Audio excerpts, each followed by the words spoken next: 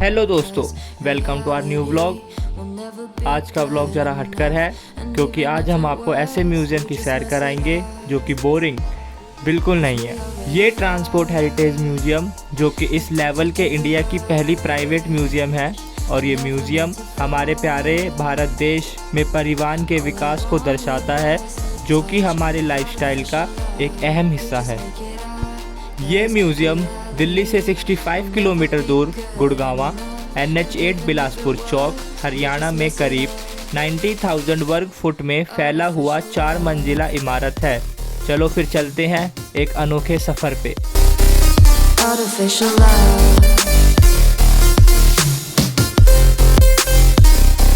Entry करते ही हम सबसे पहले टिकट काउंटर पे जाते हैं। यहाँ की टिकट 400 रुपीज़ पर पर्सन है।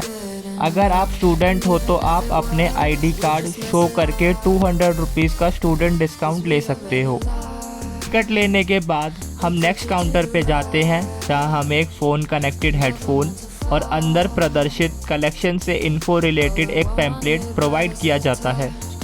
गेट से एंट्री लेते ही हमें रेलवे सेक्शन के कलेक्शन देखने को मिलता है। ये कलेक्शन एक रेलवे प्लेटफॉर्म के जरिए दिखाया गया है जहां आपको 1930 के दशक में BBCI से जोधपुर सैलून को बहाल किया गया था।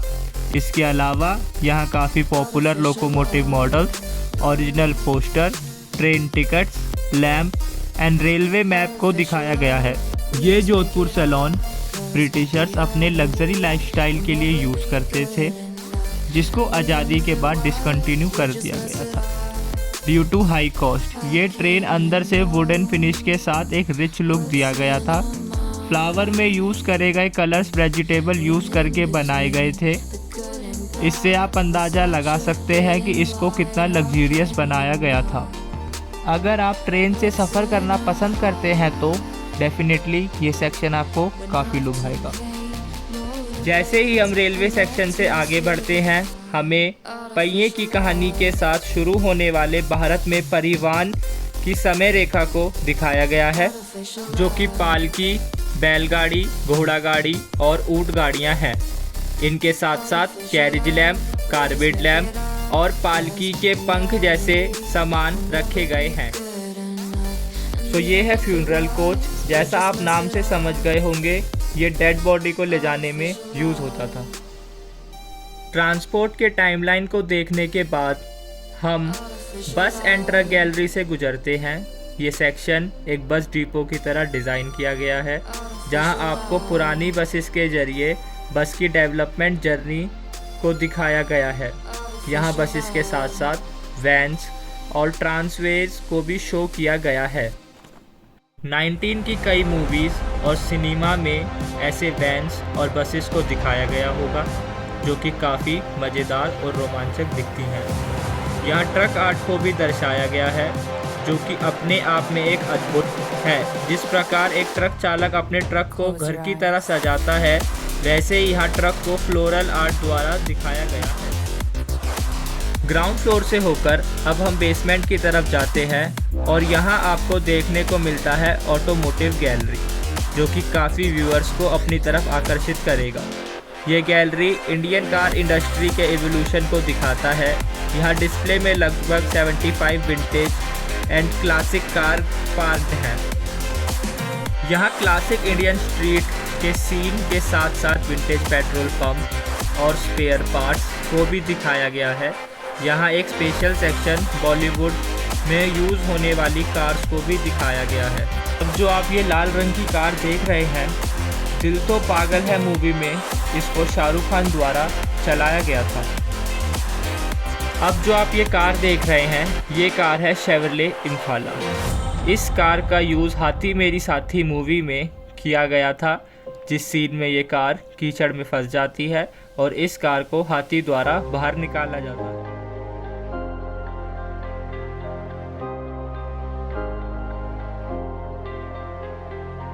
बेसमेंट और ग्राउंड फ्लोर को कवर करने के बाद हम म्यूज़ियम के फर्स्ट फ्लोर की तरफ जाते हैं जहां हमें टू व्हीलर्स के एवोल्यूशन को दिखाया गया है। यहां अलग अलग टाइप के bicycle, scooter, motorcycle and moped, यहाँ हमारा देसी तरीके का परिवहन जैसे फटफट, जुगाड़, 4 गणेशी भी डिस्प्ले है।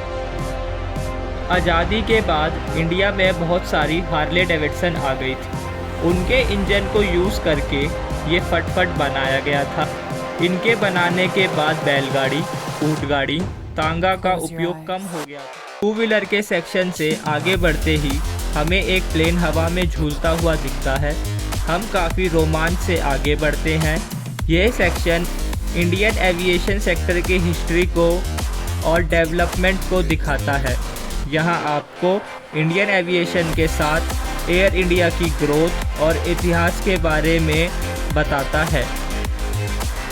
ये 1940 में रिस्टोर करा गया था J3 पाइपर कब एयरक्राफ्ट, जो कि अपने सिग्नेचर क्रोम येलो कलर में है।